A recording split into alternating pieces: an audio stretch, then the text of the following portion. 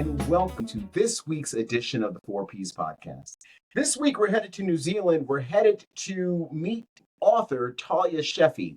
And Talia Shefi has a book called A Bright Touch of Life, Unconventional Wisdom for a Happy Living. She is a Veritas author. Obviously, you know our association with Veritas. We have a new book that's out. And I'm going to definitely, whenever they come out, I always want to make sure they're on my podcast doing great things. She's out of Auckland, New Zealand. Originally, she's from Israel. She is a phenomenal individual, a great person all the way around. She has a way of looking at life where she's always looking at the positive. I don't think she ever sees anything. She always sees, I want to say she's realistic, don't get me wrong, but she always sees a different, she sees a way out. She sees something positive. She sees a positive outcome in anything that happens. And you're going to hear this with her life, and you're going to see this in the book. Hopefully you guys get it. It is out this week. Huge party going on in Auckland, New Zealand on June 20. It is going to be a big release, and I am extremely excited for her and everybody who is going to be involved. It is a beautiful, beautiful thing that she is doing, and it's a great book. It really is a great book. This is our first, this is Veritas's first New Zealand author. It will not be the last. We do have a partnership with a distributor, bookprinting.nz. They are our distributor there in New Zealand. They are great people. Dave and Chris, if you are listening to the podcast, hello.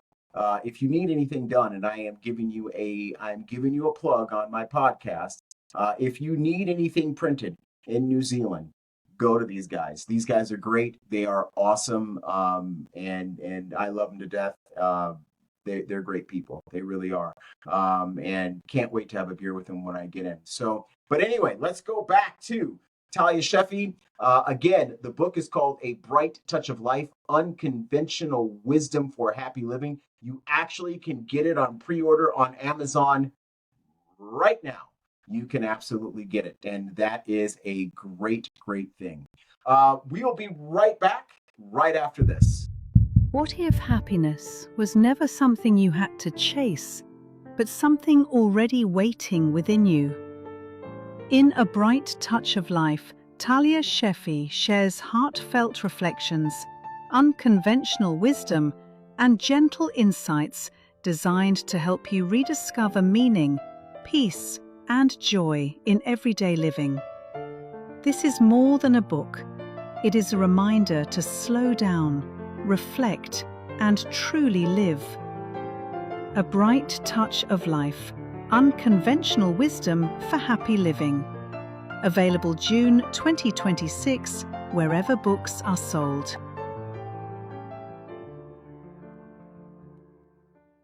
Hello and welcome to the 4Ps podcast. I am your host, Trunnis Goggins, and I am so glad to have my second person to ever interview on my program from New Zealand. She's actually not technically from New Zealand. We'll talk about that a little bit later on, but she's there. She has become a dear friend of mine. She has a book coming out very soon. We're going to talk briefly about the book today. I do want to talk about a little bit about her life because I want you to know why the book was written. And I want you to buy the books, and then you know the reason behind the books. Talia Shefi, all the way from Auckland, New Zealand. How are you doing this morning?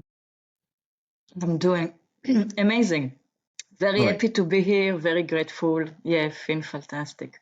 Thank you so much. Thank you so much. Now, it is early in the morning while we're recording this in New Zealand. It is mid-afternoon here in the United States, and also, not only is it morning, afternoon, you are also in the winter months. How's the weather there today? Not so bad. It's very cold, but the sun is out. So it's a combination of chill and cold, which is very interesting and nice. Very Yeah. nice, very nice. It's fantastic. Talia, you have a very interesting life. You come from Israel, is that correct? Correct. Yeah, Israeli, 100%. 100% Israeli, and I am Yeah. and I hear the pride, and that is fantastic. Um, what made you leave? So you are now literally on the other side of the earth. What made Yeah. you do that? That is a great question. Well, I was inspired. It's not necessary I left Israel because I didn't like Israel. Hmm. I visit my friend, a Israeli girl that moved to France.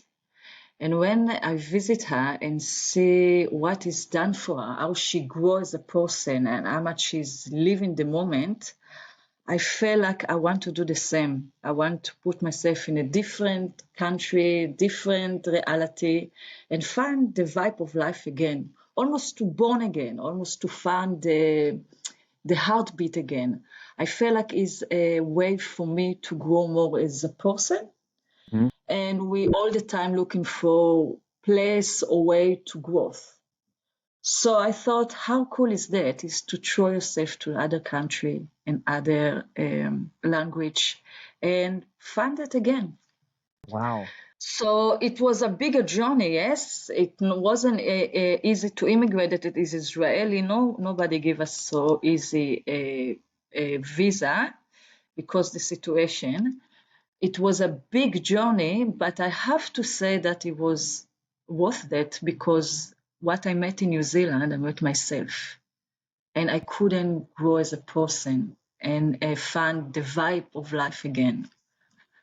So You that's what know, brought me to New Zealand. even your book kind of talks about that vibe of life. You are always trying to find, and just to kind of paraphrase the title of your book, a brighter side of life. That is what you want to do. Um, a lot of people just get in a rut. You know what I mean? Okay, I was born, somebody born in, let's say, whatever, London, England, and they stay in London, England their entire life. And not only do they Mhm. stay, but the people after them stay. And not only do they stay, but the people after them, after them, after them stay. And nobody leaves the confines of where they're from. Speaking about London, England, this was about maybe 20 years ago or so. They found a corpse or a body that was stuck in the blogs. And at first they thought it was a murder. Okay, they really did. They had investigators and stuff like that, and then they realized the blog, because I mean the body was so well preserved. Then they realized, number one, no one's missing from the area. Number two, the clothing that this individual was wearing was definitely not from that period. And they found out that the person actually fell in the blog and died 1,000, maybe 1,400 years ago. And they did a DNA test on this individual. Remember, 1,400 years. And here's the blog. And they found out that this person actually had descendants that actually lived about 2 miles from where the blog was. So that family never left the area. Now, that happens a lot in life anyway. I mean, it happens in the United States, it happens in New Zealand, it happens wherever, it happens in Israel. You decided to go out and leave and be adventurous. What would Mhm. you tell people who kind of, and they do, they kind of put themselves on they put themselves on a leash. We do that sometimes. We build a wall. It's an imaginary fence, and we don't cross that fence. Clearly, you cross that fence. What would you tell somebody who's kind of a little nervous about crossing that fence? That's beautiful question. And first of all, doesn't have one truth. If it's right for me and I choose to immigrate, it doesn't mean that everyone have to do the same. The question that people need to ask is what helped me to grow as a person. Mhm. And sometimes we are living life as like I need in this time in age to be here, and this time in age to be here, and then in the middle of life you catch yourself. Actually, I live life, and I never ask myself what I want or what my soul said to me or what I attract to. So the question I need to know is what actually stopped me to do what I really feel like. And then when you open this open question and you allowed yourself to be inspired with people, because we feel excitement when something is right for us, or we feel a calling, or we feel attracting to something to do, if it's really wake up. And most of us, unfortunately, live in sleeping, and we don't want it. We come into the world to grow. We come into the world to be who we are.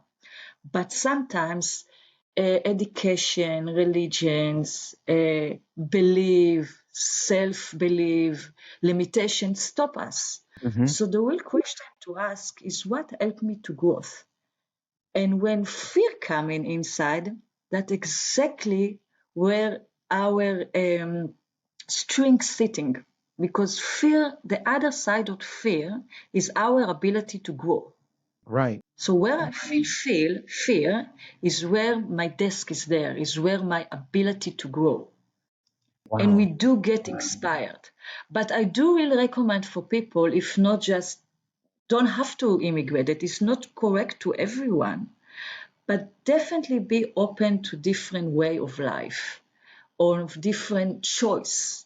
Because a lot of people, when they do choice that is not in the box, come in and question you or feel offended because you are just reflecting something that someone else doesn't allow themselves to do. So the real question is, what actually touched my heart? What is a wake me up? What inspired me? You know, I'm going to ask this question. I'm asking this question as a parent who has now, I don't want to say children, who have sons and daughters who are now grown. Okay. And I'm thinking, you have a friend in France who inspired you to move. Yeah. So now you're inspired, you're ready to do this thing and stuff like that. You go to your mother and father, and we've had conversations. Obviously, I know they're proud of you. Obviously, I know they love you, and I know you love them. You go to your parents and you say, I am leaving, not Israel, not the Middle East. I am leaving. As a matter of fact, I am no longer going to be on this continent.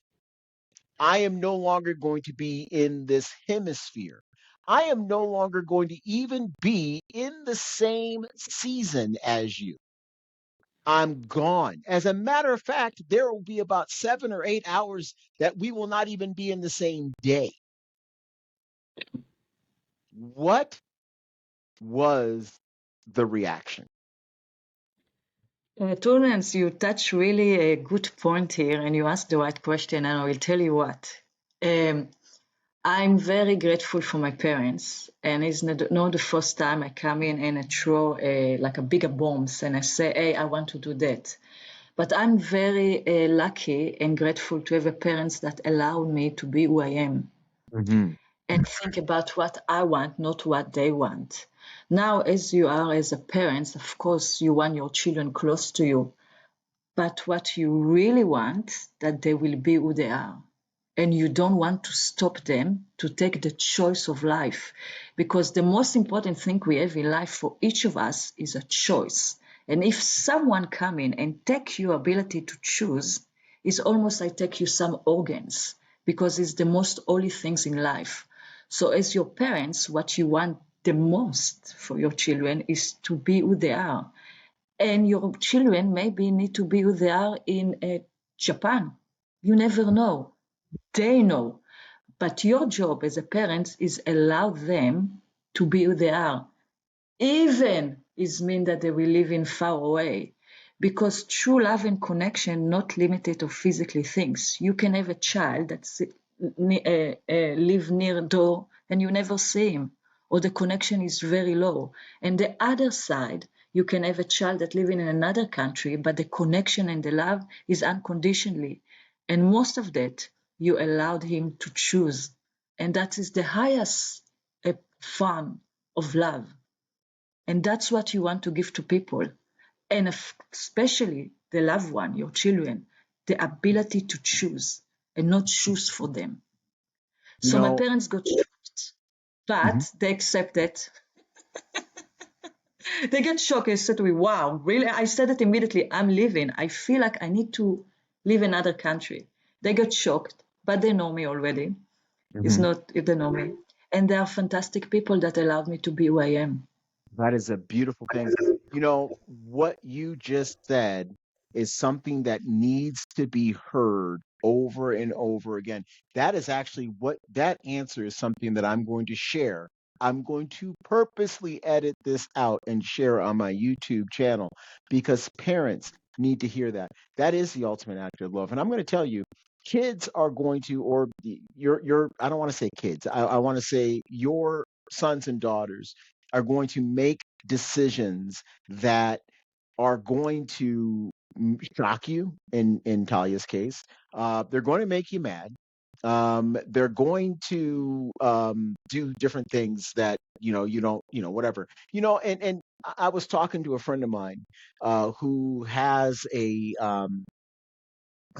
in-law. I'm not going to say a son or daughter-in-law. I'm just going to say it's an in-law that they don't like. And one day we were talking, and he said what he was going to do with his child. And he said, well, I'm not doing this, and I'm not doing that, and I'm not doing this because this person is with a person that I don't like. And my response to him was, do not let your hatred for your in law be stronger than the love of your child. Mm-hmm. and Beautiful. that and that is the thing that I want people to hear. Don't ever let one of your sons or daughters decisions interfere with that love. And I love the fact that the and we're going to talk a little bit more about the book and stuff like that, but I do want to stop right here and say I love the fact about how Talia's parents absolutely live that, and they give. And it's funny that when you allow your son or daughter to make their own decisions, make their own mistakes, get their own successes, do their own things, the love and the appreciation they have for their parent is so much stronger. And that is evident. Going back, you are extremely philosophical, and you really Yeah. are. You have a book coming out. It is going to be released now in the United States. It comes out June 19th, but because they're a day ahead, it comes out June 20 in New Zealand. Tell us a little bit briefly what the book's about. Wow. From where I start, this book I talking for my unborn child. Is the concept of the book is that we have connection with people that didn't born yet or passed away. We are not falling of the illusion of the world of separation. To accept this concept, I reach out and start to have a conversation about life. And during the book, I bring a lot of story of amazing people that I met in life, and they are demonstrate wisdom in action by that life can be sometimes, excuse me, but my French sucks, or really difficult. And sometimes you cannot change your circumstance, and sometimes life really challenge you. You can't change that. But what you can change is your attitude towards it. And then all the experience is changed by understanding that every challenge that we have help us to grow as a person. Each soul will challenge in a different of capacity to hold light. So sometimes when you fall in so hard or you deal with such a pain, it actually means that you have the capacity to grow so much as a person. So it's about the way to look about life in the right way, not as a punishment. If something bad happened to you or you really deal with difficulty, you are not punishment. You actually reward to ability to hold light and bring it out. So this book opened a map of amazing people that actually did it in life. So it's inspired and international and open mind book about the connection. with unconditionally love towards us and everything else around us. Wow. And I will say that the way that you wrote this book, in the manner of the way the book is presented, is absolutely phenomenal. Even the metaphors that are in this book. I'm going to tell you, you read this book, you're going to look at life a lot different. Um, you're going to look at life, if you're not looking at it positive now, read this book, you're going to start, it's going to take a step towards a positive direction. It really is. If there's something going on in your life right now that you just can't grapple with and you can't grasp and you just don't understand why this is happening, this book right here, it I don't want to say it simplifies whatever you're going through. It doesn't, but it just gives you a different approach of what's going on in your life. And I do think that you, as a matter of fact, I don't think, I know that when you purchase this book, this is going to be something that you are going to absolutely love. This is something that you're going to leave this book after you're done reading it with a different perspective than you did going into the book. And this is a great book. Talia, what would you like to say to the audience? I don't care what it is. I mean, I would love for you to drop something down about life and about your approach of life before you get off. But what would you like to say to the audience before you you go on and the interview is over? What I want to say that if we all know how much we are loved and how much this is actually a play, we maybe have more humor and more fun. So what I want to say is just enjoy the book. You It's know, coming from my heart. I hope it will go there for you. absolutely. And I'm going to tell you, um, enjoy yourself. I love that. I love what you just said. Enjoy life because, like you said, it's we're not going to be here long anyway. You might as well have fun, right? Yeah, yeah, As exactly. as you know, exactly. Talia Shefi, all the way from Auckland, New Zealand. Her book, A Brighter Touch of Life, is coming out on, like I said, United States, Friday, June 19th. And then in New Zealand, it will be on June 20.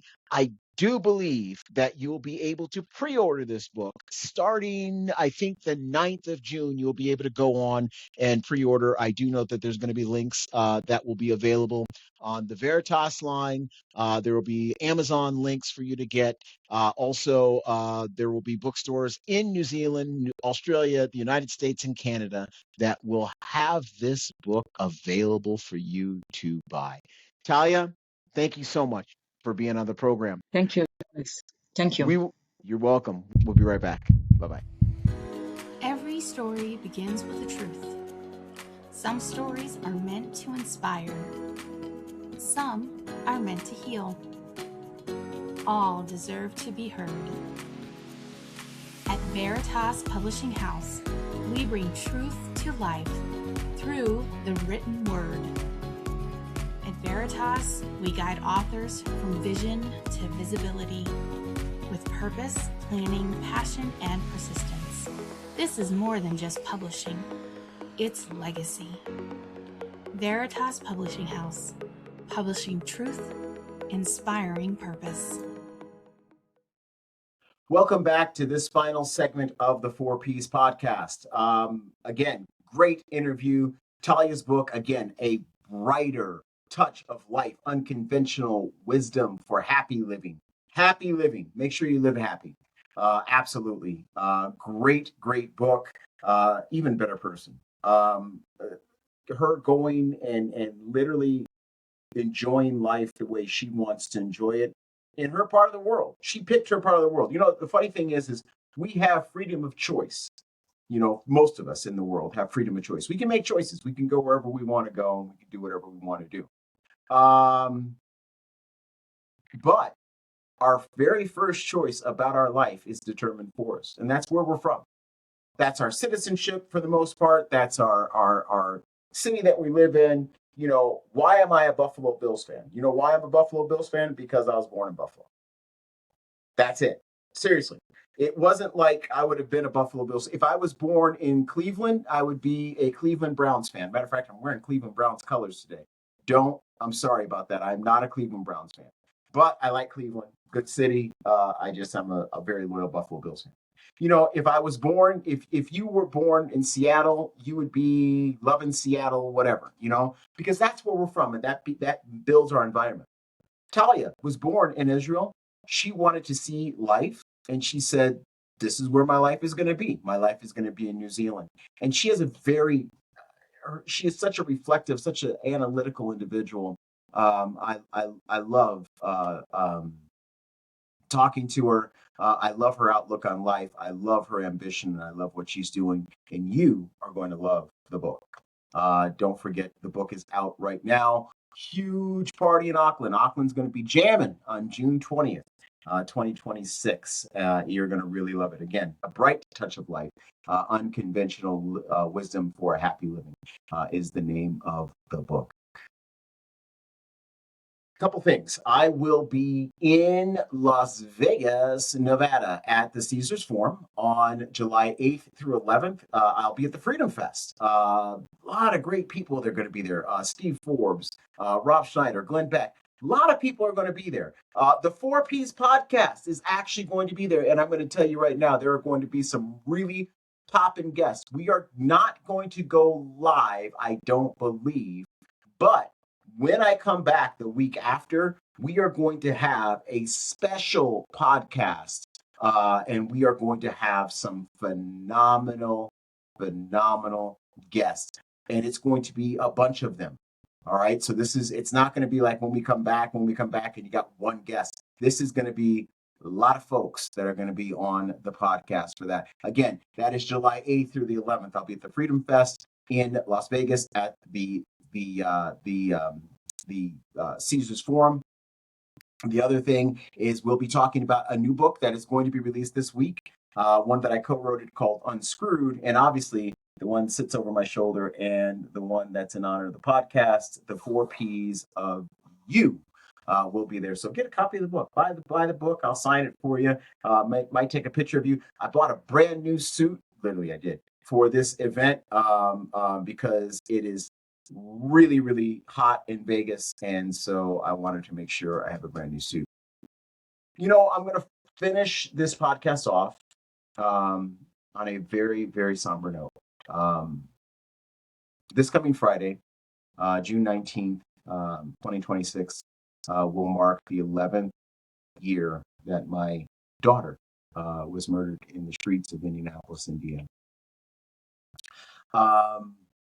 This has always been a hard week for me. It really has. I remember she died June 19th at 11:15. Unfortunately, I was unable to identify her body until about 4 o'clock, June 20th. And the reason for that is because even though I was at the scene, I arrived at the scene, there were so many things going on in Indianapolis, murder-wise. It's a very, and I'm going to talk about this a little bit, and I am talking on a somber note, and I am bringing this up. I usually don't talk political, and this is really not political. This is performance. This is far above political. I don't care if you're Republican. I don't care if you're Democrat. I don't care if you're liberal. I don't care if you're conservative. All I want you to know is I want you to be a good person. I want you, if you are doing a job to work for somebody, I want you to do the job properly. And that's all. That's all anybody does, right? Anyway, the reason why it took so long for me to identify my daughter's body is because even though I was waiting, I had to wait for the coroner because the coroner was actually investigating another murder at the time. You would think that things would get better over time, 11 years later, but it's not. It's actually worse. As a matter of fact, there was an article about a month and a half ago, back maybe 2 months. It was on the website for Fox 59 WXIN out of Indianapolis, Indiana. This year in 2026, 4 out of 5 murders go unsolved this year in the city of Indianapolis. You have an 80% chance. I want you to think about this. You have an 80% chance of getting away with murder in the city of Indianapolis. Now, is it entirely the policeman's fault? No. Is it the prosecutor's fault in its entirety? No. Is it the people's fault who are witnesses? No, not entirely. But I will say this. There is a perfect storm of you are going to get away with murder. My daughter, when she was killed, there were probably about 30, 35 people in the area that saw it. Yet there were no witnesses. No one came and stood up. All right. My daughter was breaking up a fight. It wasn't even her fight. She didn't even know the people. She really didn't know the people at all. She was fighting for somebody who I wouldn't have fought for. And I'm being very honest, and I'm putting that out there. I wouldn't have fought for. Not for that. And what they were fighting for was ignorant. It was horrible. And I wouldn't have fought for that at all. It was something so damn simple. And then that same person and the other people that were there, all 35 of them, were absolute total cowards because they did not and would not stand up. And one of those people, that 35, shot and killed my daughter. One of them. And as much as I say, there are two people that could have done it. Two that could have done it. And we've been doing research and we've been analyzing it. We've been looking at it and everything else like that. There are two people that could have done it that day. Only two that possibly could have done it that day. One day justice will come to them. And I don't know how it is, but it's going to come to them. Will it come by the Marion County prosecutor? Probably not. The Marion County prosecutor, his name is Ryan Mears. Just a couple days ago, he received a vote of no confidence from the Fraternal Order of Police. Vote of no confidence from the Fraternal Order of Police. Just a couple days ago. This is now 11 years after my daughter passed away. Crime is no longer in Indianapolis. It's now spilling over into the suburban areas. Okay? It is just pathetic what goes on. And his leadership, okay? I'm not dogging him as a person, but I'm dogging his leadership. His leadership it sucks. It absolutely sucks. And you know who's paying for it? Not Ryan Mears. Ryan Mears is getting paid. Probably going to be reelected. Okay? Why? I have no clue. But the people of Indianapolis are paying for it. Remember, 80% of the families of victims of murder in Indianapolis will be sitting somewhere 11 years from the anniversary of their loved one's death, probably talking exactly like me. No justice. And you know what? It's funny how the prosecutor a couple of days ago dismissed the vote of non-confidence. This dude has been dismissing, and his office has been dismissing my phone calls and my messages for 11 years. What's going on with the case? There is probably so much dust on my daughter's case that you would have to get an archaeologist to find it. That's how cold that case is. And no one has come and called. No one.